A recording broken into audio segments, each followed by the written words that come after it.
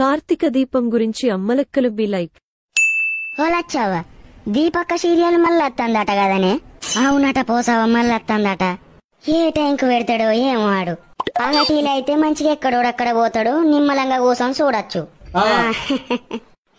ఎన్ని రోజులైతే దీపక్కని చూడక. ఇంకా డాక్టర్ బాబు ఎంత మంచి ముచ్చట చెప్పి పొద్దుగా లేచుడితోటే కడుపు సల్లగుండే ఇసొంటి సీరియల్ మళ్ళీ వస్తుందో రాదా అనుకున్నా, మళ్ళీ పెట్టిండు. నా పానం అంతా సీరియల్కే కొట్టుకుంటాంది, దీపక్క సీరియల్ కు.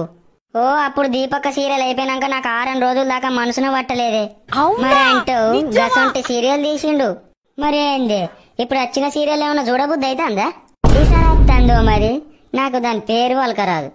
ఆగా మోనిత, ఓ అది చెడగొట్టుది.